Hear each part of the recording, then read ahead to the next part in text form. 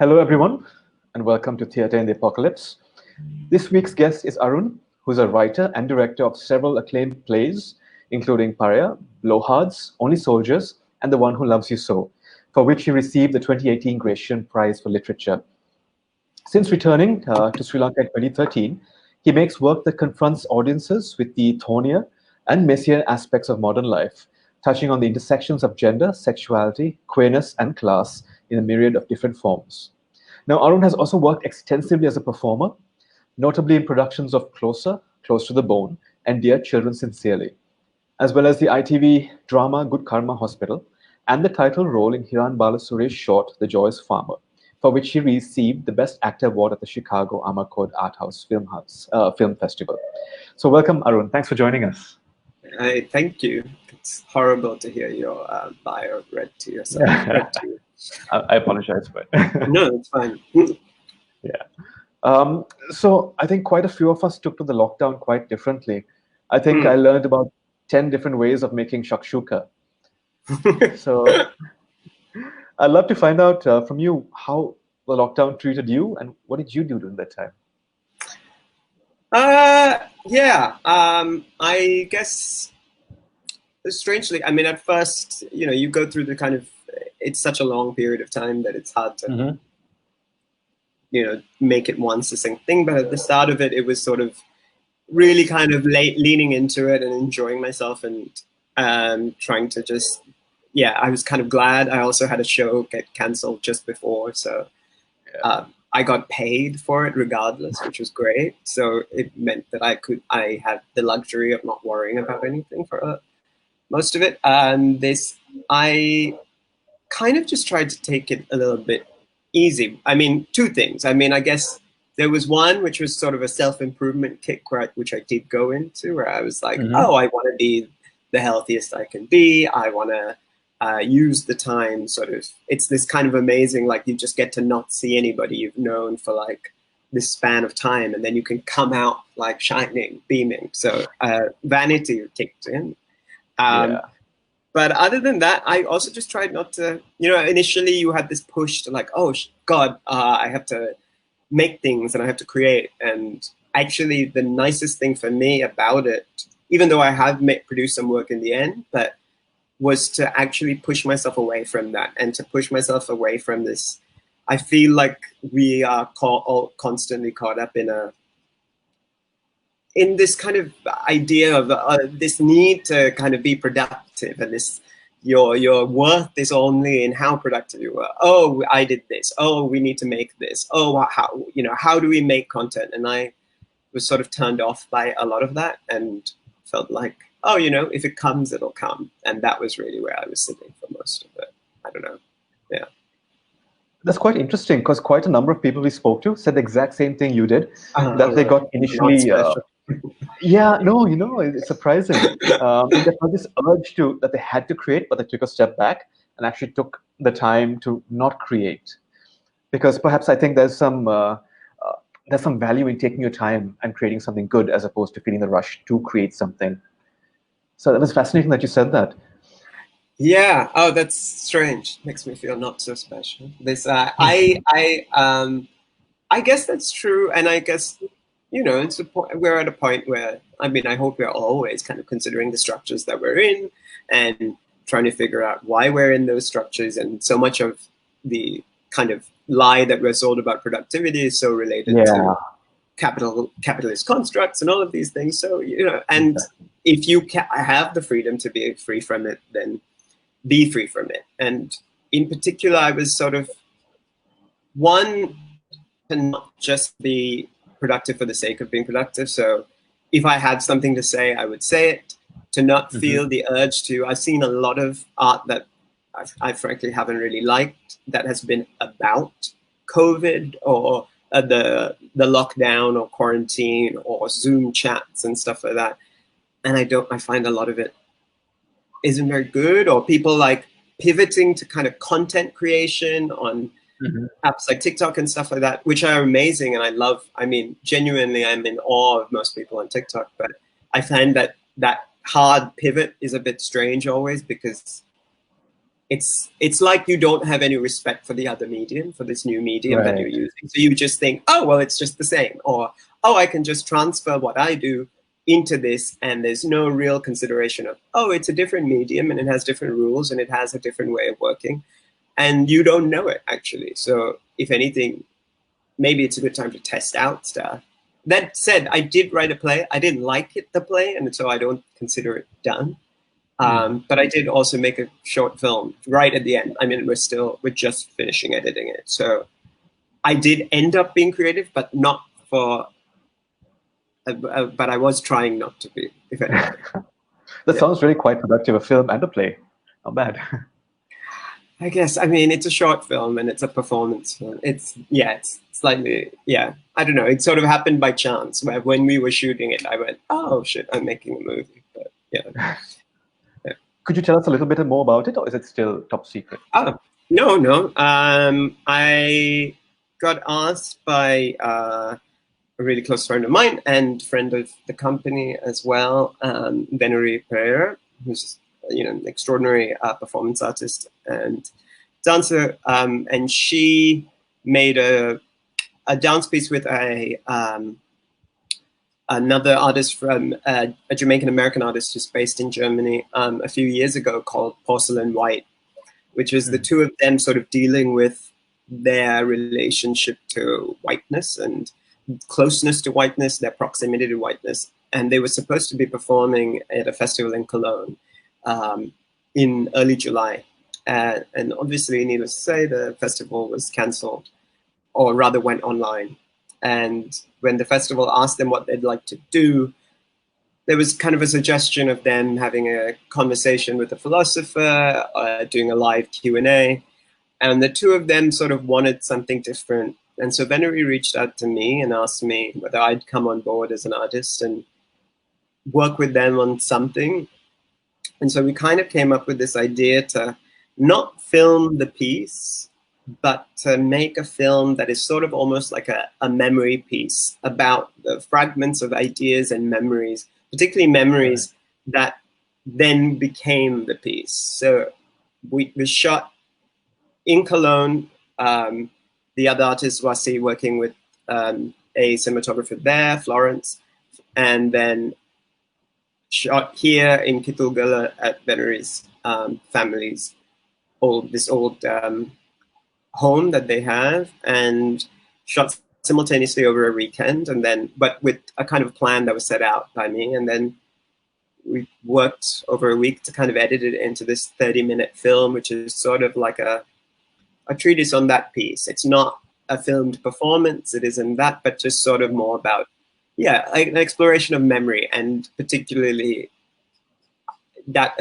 thing of what whiteness is, what our relationship to whiteness is, what the correlation for us as people of color from wherever you are, particularly when you're sort of a majoritarian race, what is that relationship and how is that complicated?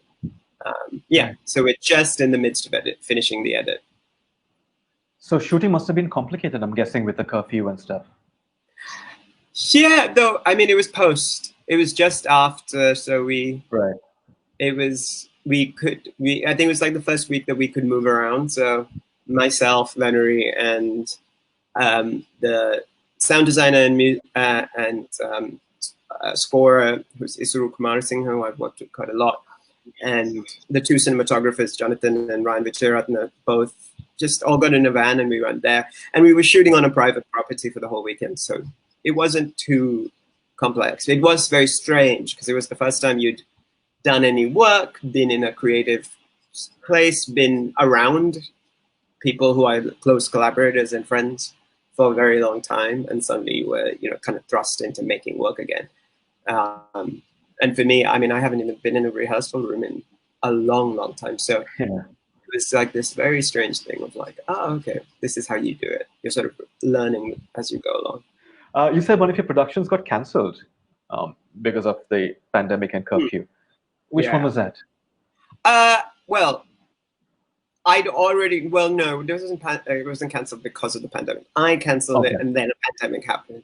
But it was the second production of The One Who Loves You So, which at a certain point, I just wasn't happy to do it, and I was aware that there was a sort of contract that we sort of had to maybe do the show later on in the year. So I put it aside. Granted, that in itself, for me right now, doesn't seem like something very realistic. The One You Loves You So was the one you won the Creation Award for in 2018. I was going to ask you, like, how did that affect, I mean, winning the Creation, how did it impact the work you were doing? Or did it change anything at all, winning the Creation? You know, I mean, I often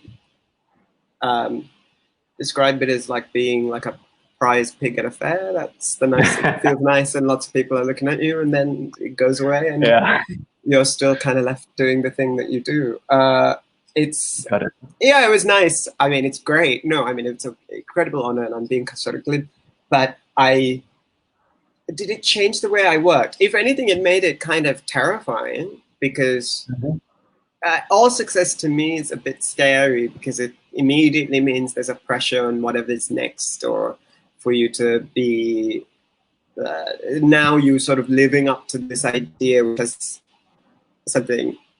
nothing to do with you in a way. For me, I found it really particularly strange, because it just felt like it had nothing to do with me. And even when the published version came out, it was very strange. I'm very used to I work in theatre, and when you're in theatre and you walk out after an opening night or after the end of a run, and people are talking to you about something or congratulating you, yeah, it can feel a little uncomfortable, but you feel it in your bones. You have a tiredness, you have a sense of exhaustion. You've just worked very hard on something, so it's fine. It always feels okay to kind of accept that. And this felt very strange, because it was about something that happened a year before, which it was like I was had nothing to do with me. So it was very strange. It was a very strange process for me to go to connect this line of oh, it's something that feels so far away, and here I am talking about it. But yeah, in the work, it just made it kind of nerve-wracking, well, I guess. Yeah. Says it. I am curious. When you started off mainly as an actor, but then you kind of transitioned into writing, into directing. What do you see yourself as primarily? An actor, a director, a maker? Fuck. I don't know. I don't know. I mean, I think in my bones, I used to think of myself for the longest time. And I still probably do feel like an actor who writes and an actor who directs, in that much of my understanding comes from that process, from understanding what it's like to be a performer on stage. But I got my new passport the other day, and it does say playwright. I mean, they asked me, because they called me once I gave the form in, and it said playwright/actor, and they called me and said, oh, you can only have one, which is it. So it felt like the choice was being made. And I did choose playwright, and that's what my passport says. So I guess I am a writer now. But I guess you are. yeah. I think, you can't help but always feel like it's the one that you start from is the one that forms how you view the other practices. And I think I write for actors. I think as a director, I'm thinking of what an actor needs. There is, and so for me, even though I don't do it at all anymore, really, I mean, not because I don't want to, but I just haven't by chance. I do think that somewhere in you, I think it just shapes the way you think. And and I'm about to go off and be in another place for a long time with other writers and stuff. And it was interesting talking to them. And I think actors who moved into writing always tend to have that sense of, oh, I'm this. Also, I think it's just very hard to call yourself a writer. It might even feel even more a jump than, I mean, it took me a very long time to be able to say, oh, I'm an actor, without flinching or second guessing myself, or you make lots of excuses. And yeah. I don't know. Does that answer the question? I don't know. It does. It does. It's very, Yeah. would you go back to acting if you could, if the opportunity arises? Yeah, I mean, if someone gave me Yeah. a fucking job, I would. Genuinely, one of your previous guests told it to me. Arun Welandawe-Prematilleke told me that the moment I started writing and directing, no one would offer me any work, and she was pretty correct, because other than Mind Adventures, other than Tracy, I don't think anyone really does. In film, I do, but in theatre, it's just, yeah, I love acting. I love the idea of not being, and particularly when you've written and directed a lot, there's something so nice about really giving yourself over to somebody else, or putting your trust in other people, in the company, in your fellow actors, in a director, and just going, oh, I trust what this vision is, you know? Mm-hmm. A lot of your early work, I think, had a very strong socio-political focus. This one, the latest one, was different. So, because you identify so openly as a queer artist, is your work starting to reflect that very strongly? And could you tell us a little bit about your journey towards that? Oh, yeah, sure. Yeah, I suppose my last work was not so much autobiographical, but certainly based in some truth and based in experience. And certainly was more personal, but I think that was particularly because it was about something that, at least at the time, felt sort of incendiary to talk about, something that felt like it would you weren't sure what the response was going to be. And so, so I knew that making it, telling it in the simplest way, telling it in the most personal way would actually allow it to be seen by a larger audience, allow it to be taken in a different way than making something that was too sort of grand. And I was sort of tired of sometimes making larger statements with theatre and just and sometimes feeling like you couldn't get a grasp of it. And I felt like I really knew so much of The One Who Loves You So was so much about memory, and it really is almost like a memory play. This where you're inside one of the characters' heads for me, and so it was very specific. There was a specific language, and that was why it came out of that. But in terms of like why, I don't think all queer art has to be that, and I think that, you know, being queer is political, no matter where it is. I mean, queerness as an idea is a political idea. It's not the same thing as, you know, what used to happen, which was people would identify themselves as part of the LGBTQ community, as gay, as straight, as bisexual, whatever, which of course people still do, and I do. But the idea of queerness as a word is politicized. You know, it is not just saying, oh, it's kind of moving away from that sort of centrist liberalist kind of idea of I'm just like you and I want just the things that you do, but to actually say, no, my life, my wants and my needs are different, are othered. And so, and because of the history of queerness, the history of sort of a queer liberation, I am always politicized. I am always leftist. I am always that. In fact, there is a separate distinction between, say, queerness and, you know, sort of the gayness that I knew in the 2000s, which was, you know, particularly that kind of American idea of fighting for like things like gay marriage, or like needing this thing of like wanting, you know, exactly the straight homogenous lifestyle, but only just with another person of the same gender.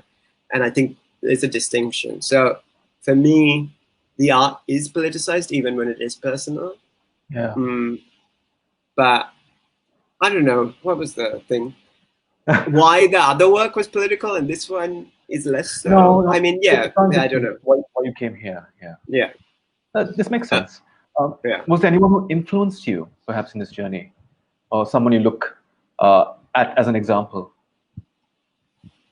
Oh, in terms of art, I mean, tons of people. I think, for me, I guess the writing, when I started writing something, I didn't know what it was, and it wasn't The One Who Loves You So. And it was, I'd gone through a coming out process and really of kind of as finding out who I was and asserting myself as who I was. And I started writing and I realized, I didn't really have a framework. So, there was 3 months where I was just kind of consuming queer literature and stuff and trying to kind of familiarize myself with all of that. And certainly more than any voice, I think James Baldwin always sort of sits with me. Mm-hmm. I mean, from everyone from, in terms of real life people and their actions, obviously, Marsha P. Johnson, like right now I'm thinking of Angela Davis, just queer people of color particularly, and people whose, the way they see the world for me kind of aligns of an idea where all of this is intersectional. There isn't a queer liberation without a liberation of minorities or the poorest. Because so often that you're kind of given this space. Even like my success is, I always find kind of humorous because, of course, it happens to a Sinhalese boy who grew up in Column 7 and speaks a certain way and all of that. Like it's very, I'm the palatable version, and even I'm probably unpalatable. Like there was it's constantly in articles. It's like, oh, he's so unconventional, which is bullshit. I'm not, but like, it's this idea that they're always looking for the safest, most standard of edges, and that's the version that they want to prop up. And a part of writing The One Who Loves You So was to be really frank and about sexuality and about sex in a way that they couldn't. But even now, I don't know, it's that relationship that you have with anything you make. I'm sure you know it, but after time, you feel like, oh, I wish I'd. And there are parts of it that I think, I don't think I would write it now. Oh, I could write a play like that now. I think it would be thornier and a bit more difficult, a little less easy to love, maybe. Would you do that next time? You write something, make it thornier and more difficult to love? I hope so. I think that's always the nature of it, particularly after you have like anything that can be quantified as a success. Yeah. Maybe not with Paria, but like with one of the other ones, I can't remember when I was working with Mind Adventures and I did a show. And then the next one was immediately I wanted to like make something that was so far away from it and actually, could actually even maybe make an audience a bit angry and frustrated, because you don't want them to always feel this kind of easy comfort, safety, this comfort in you do want to kind of make something that people have to wrestle with, whether that's good or bad. I mean, I think it's interesting. Over the week we were talking about this incredible play Angels in America, which is such an interesting piece to read. Like I probably recommend it to everyone. Like thinking about queerness and the AIDS pandemic in the 80s, and it's such a solid play, but it's so gritty, right? That's the word I'm looking for, I think. Yeah. Yeah. No, it might be my favorite play of all time. I mean, genuinely. Really, why would you call it your favorite play? Just talk about it. It came to me really, really early. I think I first read Angels when I was probably close to 19 years ago. I was 13 or something. Wow. And then I saw the HBO adaptation that Mike Nichols directed with Meryl Streep and Al Pacino, and I sort of fell in love with that as well. And it's interesting. It's interesting my relationship with it as it's changed, because the first times it was more about it was moving. I couldn't quite place why it was moving, but I found it incredibly moving, which it is, of course. Now, a few years ago, I kind of went back to it, I think in 2018. And then I saw the National have a production of it, which Andrew Garfield was in, which Marianne Elliott directed. And it blew open again, because suddenly it's Tony Kushner's amazing sort of critical commentary of America at that time, of Reaganism, of the screed of Reaganism, of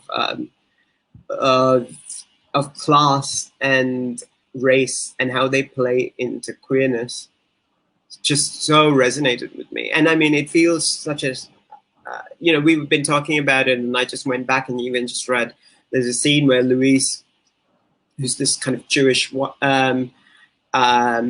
of nebbish man who sort of left his lover, and this nurse who's a black man sit in a park, and Luis just goes on this monologue, which is, I think, around 3 or 4 pages long. It's just chunks of text of him just going on, making these kind of awful evaluations of what is important and how, and centering himself as a white gay man and his, and the discrimination that he's felt upon as somehow equivalent or worse than what a black person in America goes through, and which speaks so much to a conversation that's constantly happening now. You know, when I see it, like, white gay men tend to kind of center themselves, and queerness tends to be centered around them. But also in this country of, I think gay men, and gay men in particular, I think, tend to kind of suck up the air of a conversation about queerness. Tend to act as if, particularly like gay Sinhalese men now, if I'm pulling the exact equivalent, tend to have this idea that because of this idea of a discrimination, which of course, yes, it's illegal, all of that, but there's no real, actual, fundamental ways in which we are affected by this. I mean, yes, you can't hold hands or kiss or marry whom you want to, but that's true of most straight people, to be honest. But not accepting your own privilege and not understanding that, in fact, there are people whose lives are in danger, you know, particularly with, you know, the trans community here.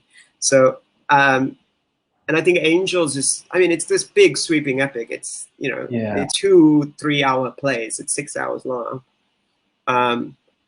But I just find it, I don't know, the most powerful thing. And because there's so much of it, it's a play I actually reread it constantly when I'm starting new work. I find it like constantly inspiring. It was there were so many layers in it as well. I think when Louis was talking about how these things, racism, perhaps, is often political, and then you get caught up in the trap that it's political, but it's not really only political. Yes, yeah, that's yeah. And I found myself getting caught in that as well. Yeah. Yeah. And also the fact that, you know, what he's saying is true. I mean, it's coming from a person who's constantly doing the wrong thing or saying it in the wrong way. But of course, it's true that race and gender and all of these things are political. I just find it, really, really fascinating, and really fascinating in the period that we live in, and particularly what's happening in America right now. Both with police brutality and with people, with the Black Lives Matter movement finally being able to speak. And even in the way that the Black Lives Matter movement then gets co-opted by people who are sort of who constantly want the conversation to be safer, to be more centrist. You know, I probably shouldn't say this, but, you know, this conversation about colorism happening here as if it's an equivalent, which I find, to be honest, kind of maddening, because that's not the same thing as people losing their lives. And there are exact correlations to what's happening there in this country that we could be talking about, like police brutality, like discrimination to our minorities, that really would require us to kind of push ourselves. But I feel like any conversation and any purely revolutionary sentiment was always sort of creepingly moved to the safest version possible, where, you know, middle classes feel like they're okay. Sorry, now I'm ranting. No, it's perfect. It's a perfect segue, I think. Because you think this sort of thing affects theater as well, or the stuff we create? where they look for the safest possible option to consume, to attend? Maybe not consume or attend, because I don't really think it's audience's fault. But I'm more interested in thinking about who makes the work and what kind of work they're making. I think they're the people who, and you know, it's not like a Colombo audience has enormous amounts of choice. There's, you know, certain things that are on at certain times of the year.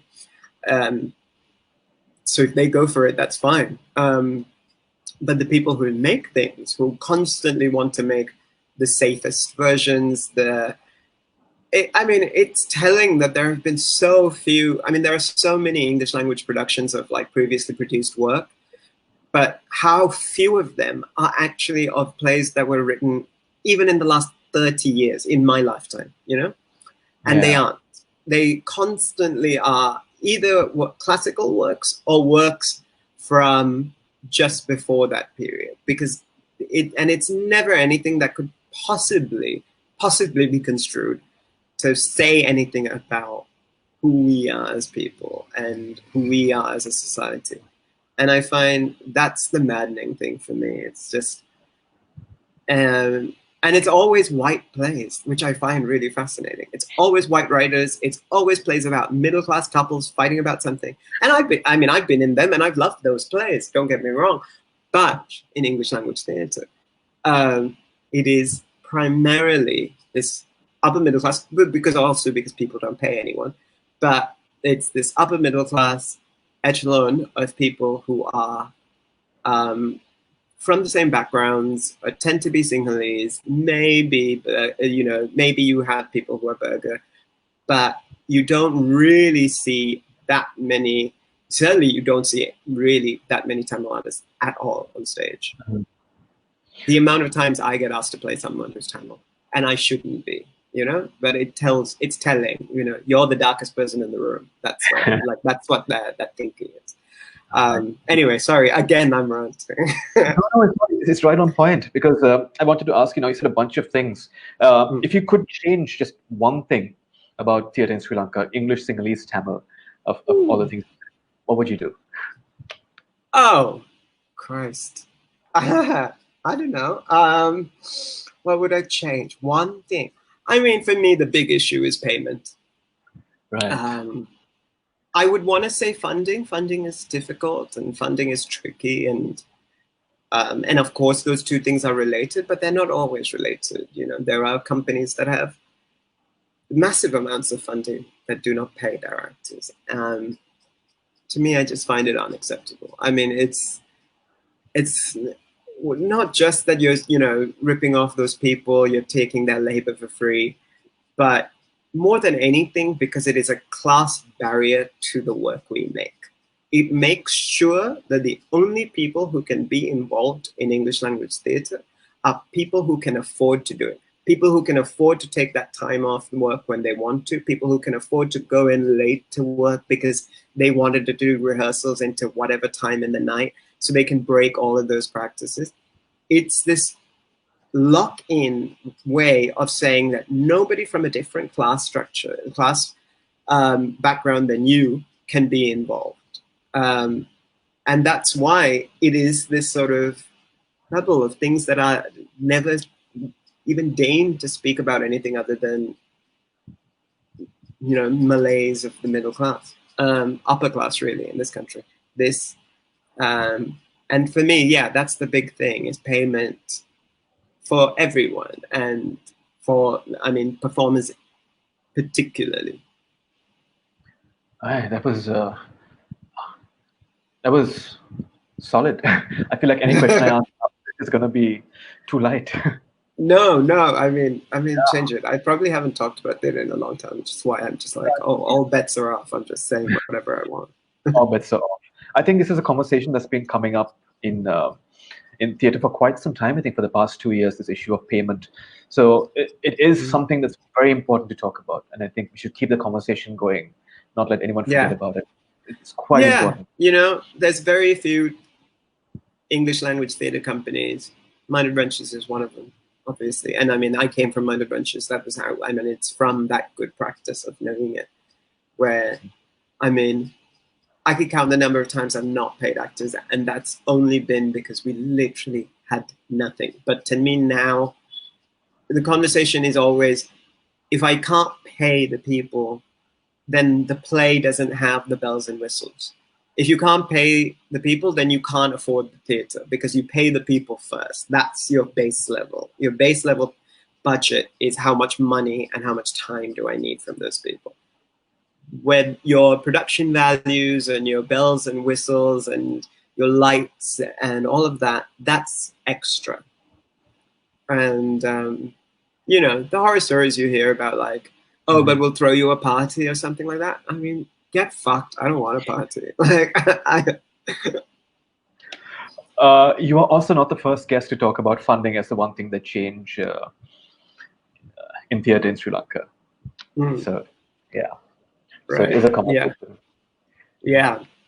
Funding is interesting because it's all the different types of funding. There's, you know, I think there's, you know, with The One Who Loves You So, we relied on, we crowdsourced the entire budget, because even the institutions that usually give us funding said no. Because they were too nervous. In the second production, they all suddenly coughed up money. Right. This, yeah, you know, it had regression and it had a very successful first run. It changed. And I find crowdfunding, it was what we had to do. I wish I didn't have to do it. I don't want to have to put the onus on the audience for the work to happen. In fact, it makes me kind of uncomfortable.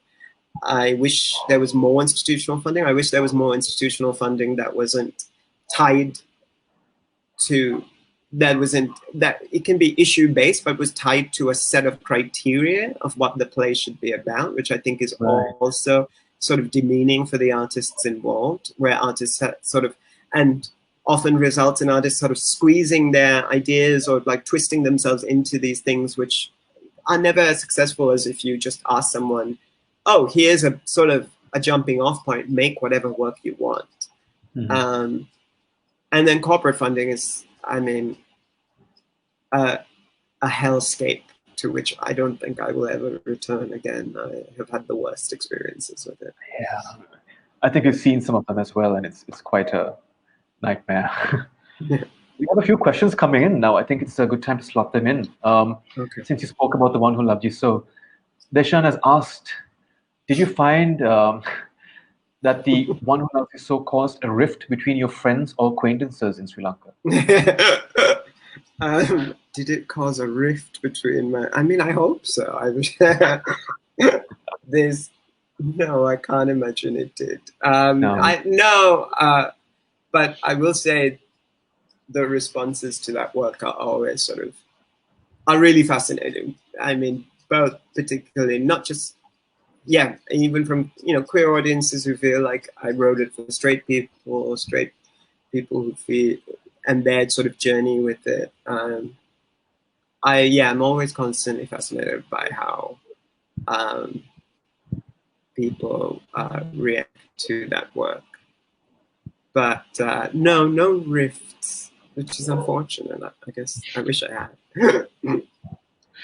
Even I've generally just heard really good things about it. So. Oh, I mean, no, there are people who don't like it. I'm sure. I mean, I'm not. I trust me. I don't have this idea that it's universally loved, or anything I've done is universally loved. But certainly, that's actually one of those reasons. I mean, it is generally well liked, which makes me think, it's not asking enough. It's too easy.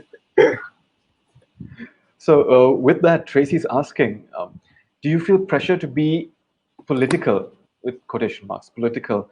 Are there enough people engaging with gender issues in this country? And are there enough allies? And if not, why not? I guess I have felt the pressure in the past to make work that ticks off certain boxes in terms of being a political piece. I've tried to separate myself from that. in order to kind of just follow my own compass. I do think that sometimes because for some reason, I guess because we're a small community of artists, your work can be sort of judged by its sort of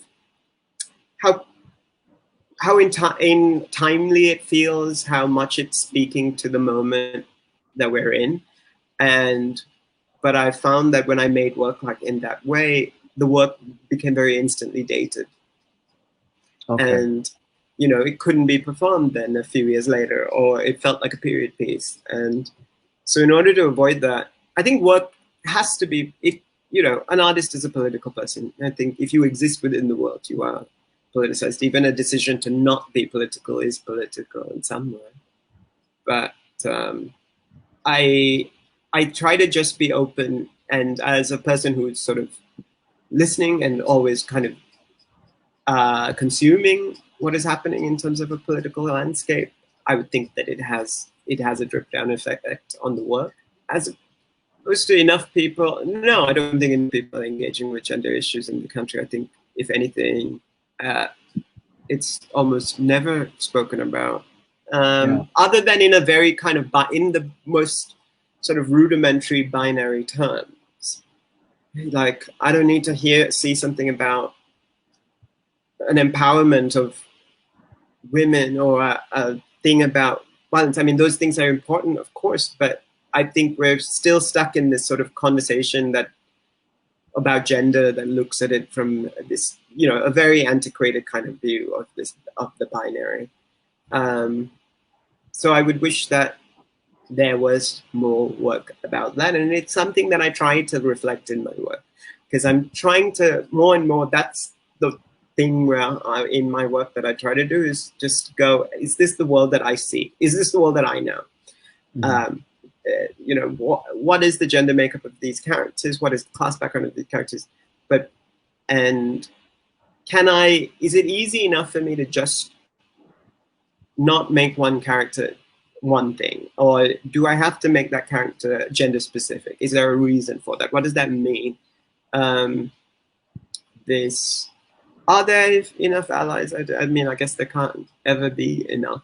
Why not? I don't know. I think people often think that talking about specific issues is like giving your audience a medicine, but I think there's something really exciting and evocative and powerful about, you know, artists who kind of really push and question status quo in work that is entertaining and funny. I mean, we were just talking about, of course, Angels America, but you know, there's countless work that really pushes in some way, pushes a conversation. I look at like what Jeremy O. Harris is doing in America right now and stuff,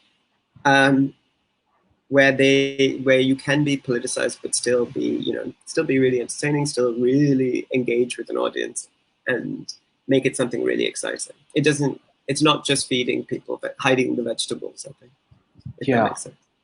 We've just heard today that the theatre productions are going to be allowed from June 15th onwards, but with 50% capacity. And a question is coming from Sharmal Patirage, who asks, when can we see another play from you? It puts me at unease, that idea that we should open up theatres as soon as July, with the distance thing. Because it seems to me like a stopgap, and a lot of these things in this sort of post-COVID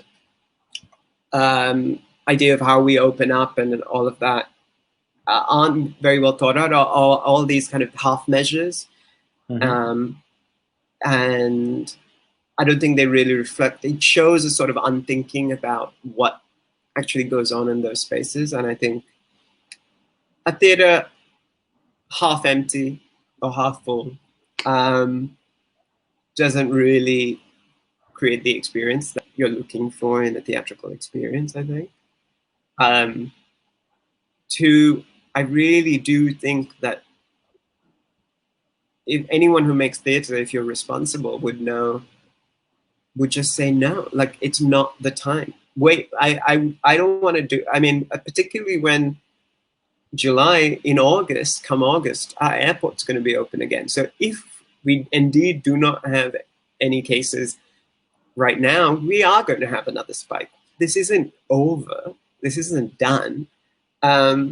So the idea of shuffling any amount of people into an AC room for 2 hours or an hour or whatever, I mean, it's already annoying when someone coughs in a theater, but imagine the kind of terror that would strike you. I mean, you're not going to care about that, what's happening on stage. And plus, you know, it's asking a lot of the performers, I think, to kind of put themselves out there again. And I'm sure for not any money, to do this thing where they're putting themselves at risk. Like everyone else will wear a mask, but they won't get to. For me, I have become very comfortable with the idea that I'm not going to be making theatre for a while. Okay. Yeah, I think so. I don't want to until it's ready. Also, when we can see another play from me, I mean, when I write it, when I finish writing it. Yeah, I'm not in any rush. Yeah. We have a segment that we have in every one of our interviews, our conversations, where we ask the guest to read something that really resonates with you right now. Do you have a piece for us? Yes. Yeah. I mean, I struggled a bit today, and I was going to be like, I didn't have one. I was thinking of one of the things I've been reading. I find it so kind of moving. Is Ocean Vuong's "On Earth We're Briefly Gorgeous," which I think is such a beautiful. It's sort of part memoir, part sort of letter to his mother. And there's this one section which, I don't know, for me has just kind of stayed knocking around in my head because I find it evocative for some reason. The first time you hit me, I must have been 4. A hand, a flash, a reckoning. My mouth a blaze of touch. The time I tried to teach you to read the way Mrs. Callahan taught me. My lips to your ear, my hand on yours, the words moving underneath the shadows we made.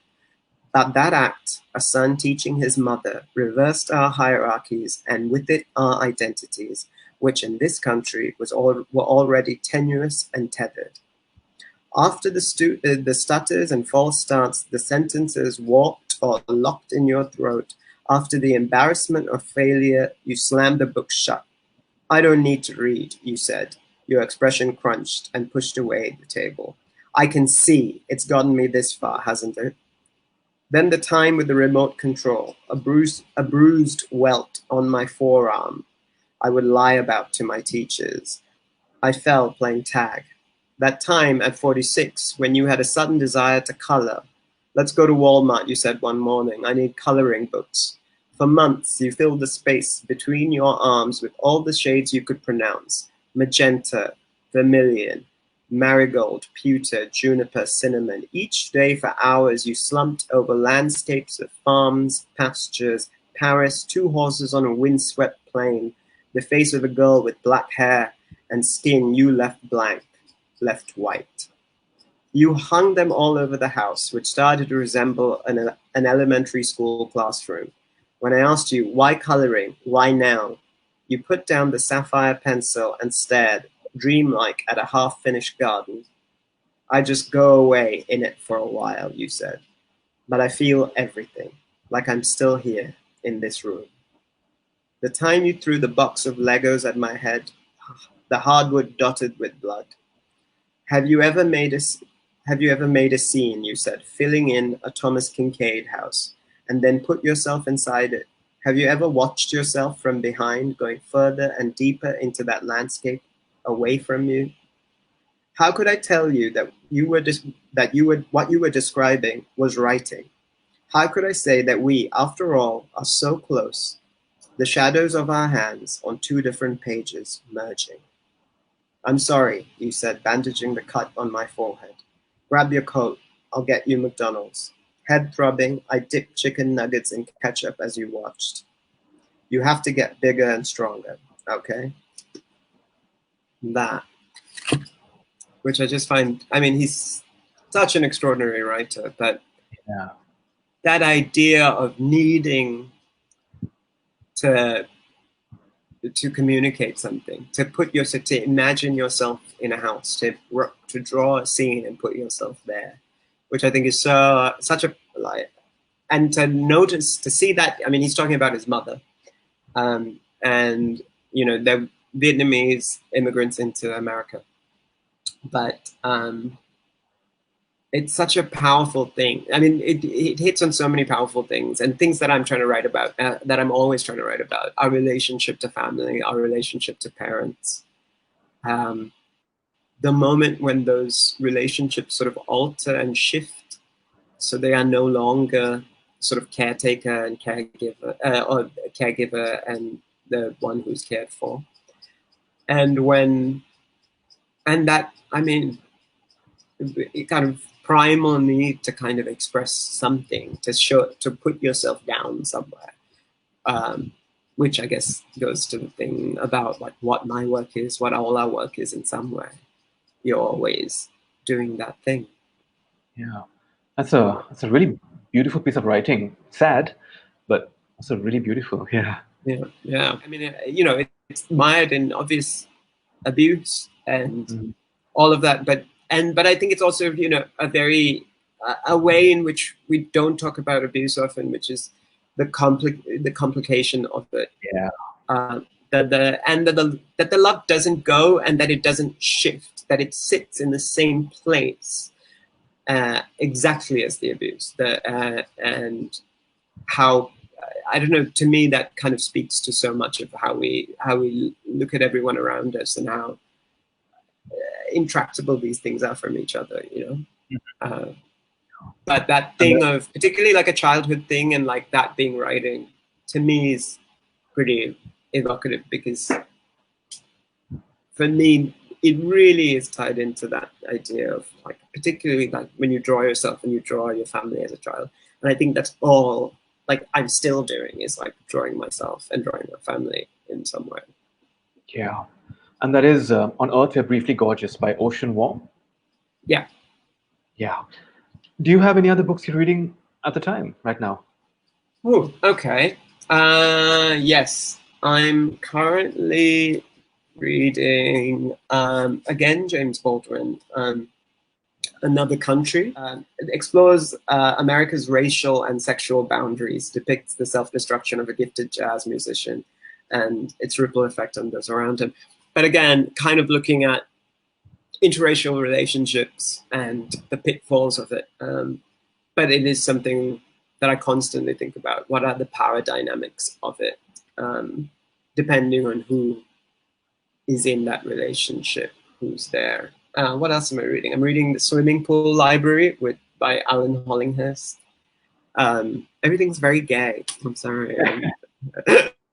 And I'm reading The Bone Clocks by David Mitchell, who wrote Cloud Atlas, which is sort of the lighter thing, I guess, and it's sort of fantastical, but he's an extraordinary writer who kind of creates worlds, and in a genre that I don't really often gravitate to. That's awesome. It was great having you along with us, Arun. It was fantastic to talk to you. No, thank you. Thank you for having me. And thank you everyone else for joining us. We'll be back next week to talk to Alice Mauseed, who's a writer and a theatre maker. Get out! Yeah, who's joining us from Belfast, Northern Ireland. So please tune in. That's I went to uni with Alice. She's one of my best friends in the world. Yeah.